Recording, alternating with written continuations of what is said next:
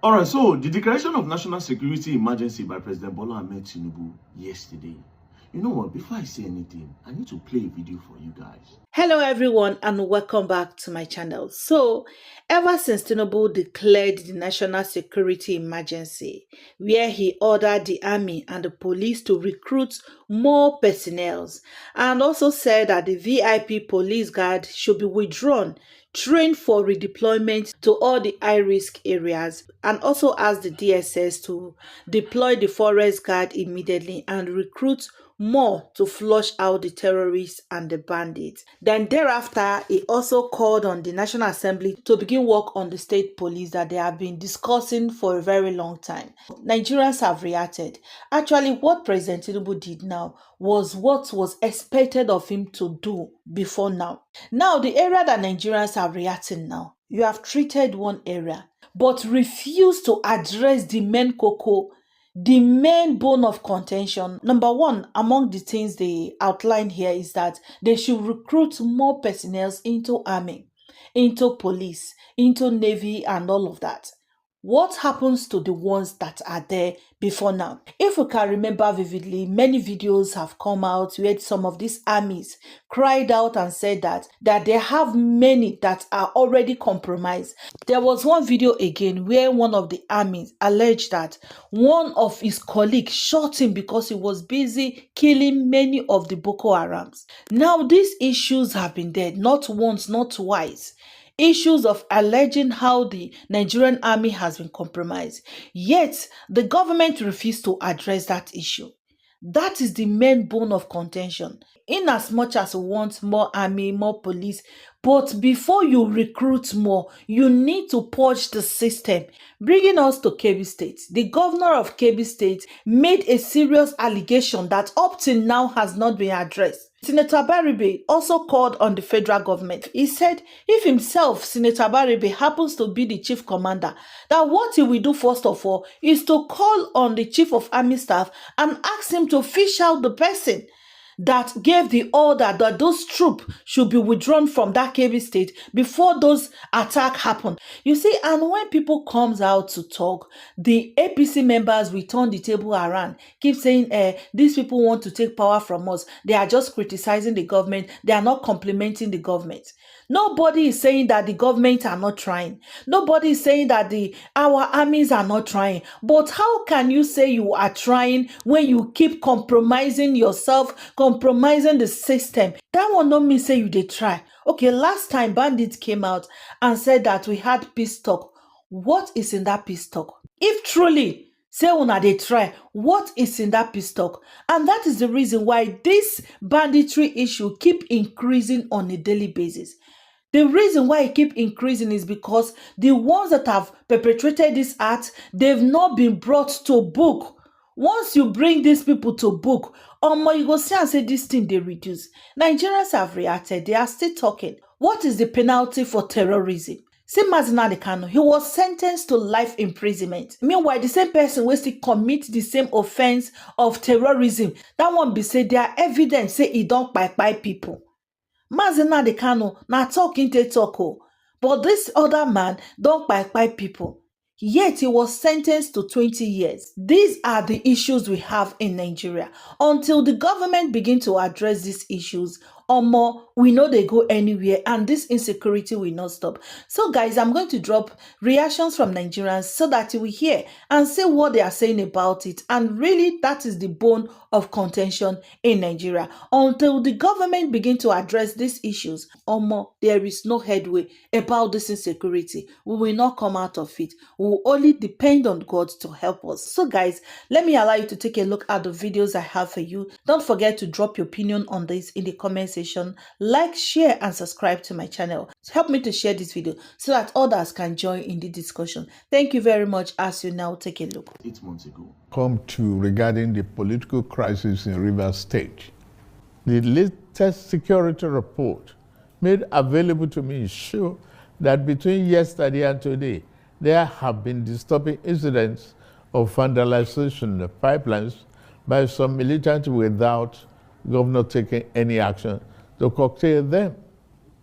I have, of course, given stand order to the security agencies to ensure safety of lives of good people of Rivers State and the oil pipelines. With all this and many more, no good and responsible president will stand by and allow the grave situation to continue without taking remedial steps prescribed by the Constitution to address the situation in the state, which no doubt requires extraordinary measures to restore good governance, peace, order, and security. In these circumstances, having soberly reflected on and evaluated the political situation in Rivers State, and the governor and deputy governor of Rivers State, having failed to make a request to me as president to issue this proclamation as required by Section 305, Paragraph 5 of the 1999 Constitution as amended, it has become inevitably compelling for me to invoke the provision of the Section 305 of the Constitution of the Federal Republic of Nigeria, 1999, as amended, to declare a state of emergency in Rivers State with effect from today, 18th March, year 2025, and I so do. By this declaration, the governor of Rivers State, Mr. Similaye Fubara, his deputy, Mrs. Ngozi Odu, and all elected members of the House of Assembly state are hereby suspended for an initial period of 6 months. In the meantime, I hereby nominate Vice Admiral Eboket Ibas, retired, as administrator to take charge of the affairs of the state in the interest of the good people of Rivers State. So on the 18th of March, President Bola Ahmed Tinubu addressed the whole nation because of these reasons. He said that he has a report that between the 16th of March 2025 to the 18th of March 2025, that there have been vandalization of pipelines by the militants without the governor doing anything. The governor, Siminalaye Fubara. And he said he has given an immediate stand order to security agencies in Rivers State to ensure safety of life and oil pipelines.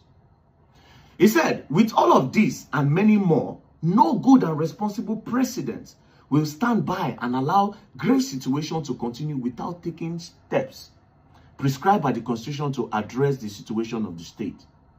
Then he quoted the Section 305, Paragraph 5 of the 1999 Constitution as amended, and he further invoked that section which declared the state of emergency in Rivers State and further suspended the governor and his deputy for 6 months.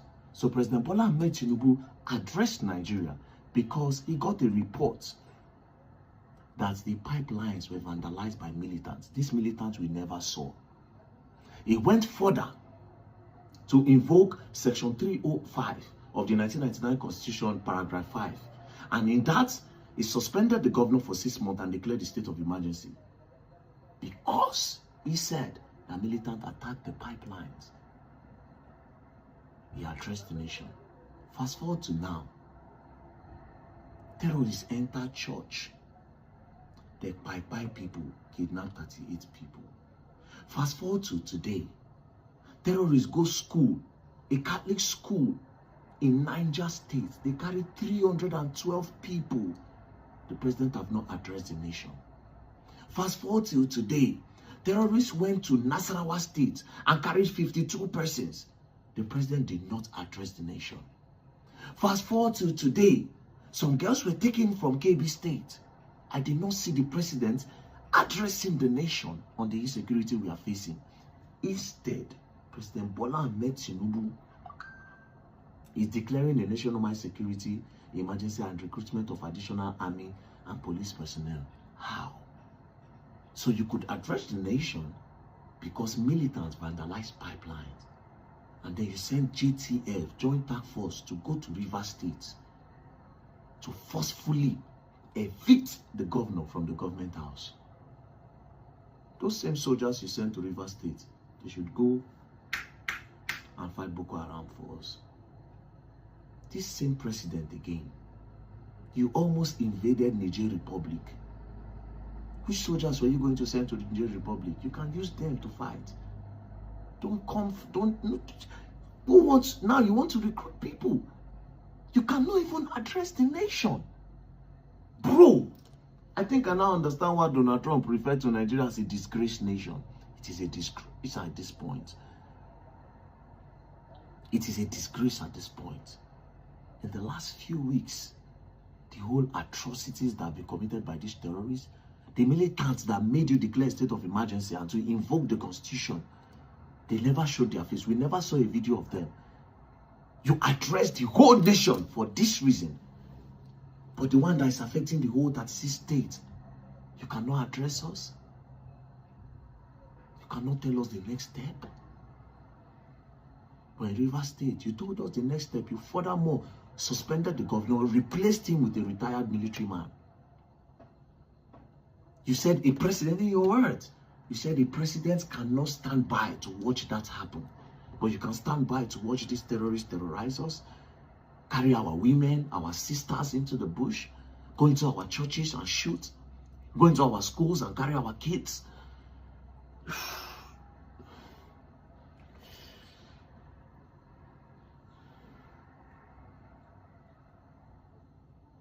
Now you want to recruit people. You're begging that people should come and join recruitment.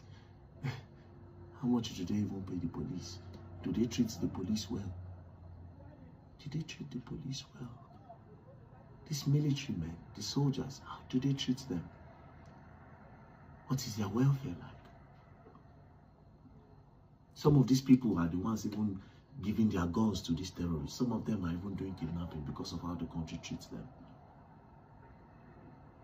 But above all things, you could address Nigeria because Wike and Fubara they fight, and because of interest, oil and money.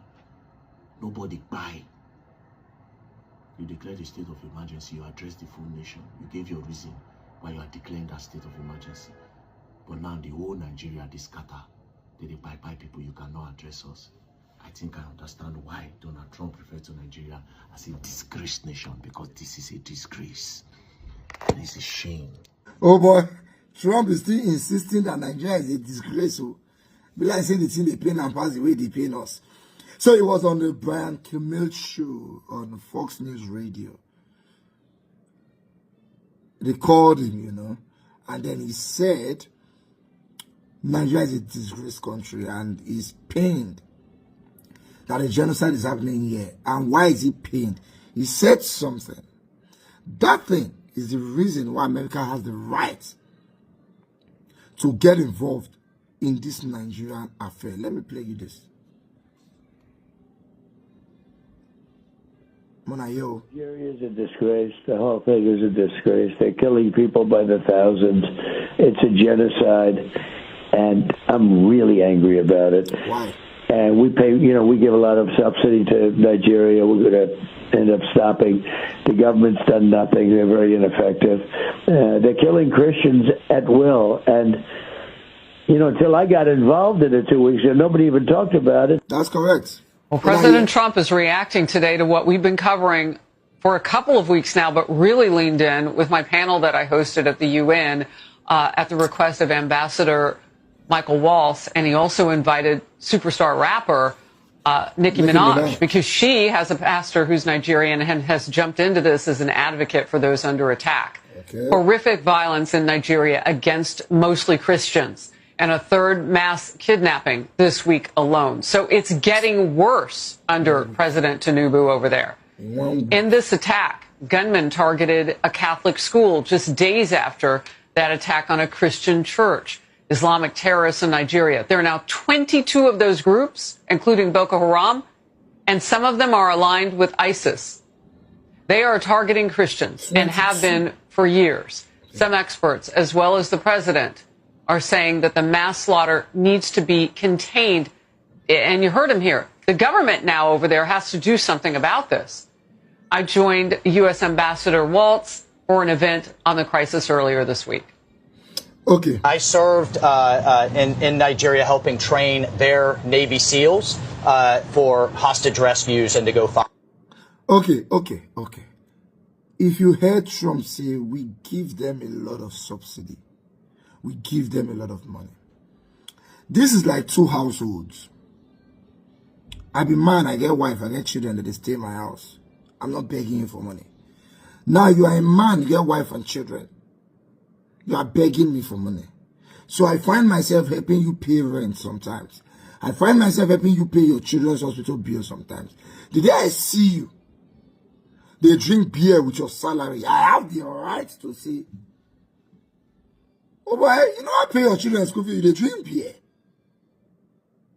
Because once you not be paid your children's school fee, now me you call disturb. So I have the right to say it. America is giving Nigerians millions of dollars in aid every year to fight terrorism, to help healthcare, to do this, to do that. So when the government is not helping the people, they have the right to say, you are taking our money and you're not doing what you're supposed to do with it. But once you reach to beg money, we will beg them. But when they talk, we'll tell them, say, they shut up. People like Wole Soyinka will say Donald Trump head no correct. Oh, now head correct now they beg the whole world money up on that. Because it's not making sense. And the truth is nobody's talking about it. The American Congress has spoken about this thing more than Nigerian Senate have talked about it. Why is our government quiet about it? Why? I beg, Donald Trump, help us. Not look at our government bad character. Help us. We need help. Not this one at the talk here, so like play. We need help. I beg, not look at our bad character. I just simply can tell you, nobody should tell you not to talk. You have the right to talk. And please don't give them money again. The question is, what do they do with this money? A country that can afford to be buying Prado, brand new, and Land Cruiser for House of Assembly members, they don't need to be begging money from foreign countries. Stop giving them money. The money not the missions, we know they say, we know the year. We get oil, we get cocoa, we get limestone, we get bitumen, we get tar, and we see they beg money. Are we beggars? Well, House of Assembly is covered with mostly northerners, so naturally, you understand what I mean? But please, if you want to help Nigerians, find a way to help them directly. Don't give our money to the government. They don't give it to us.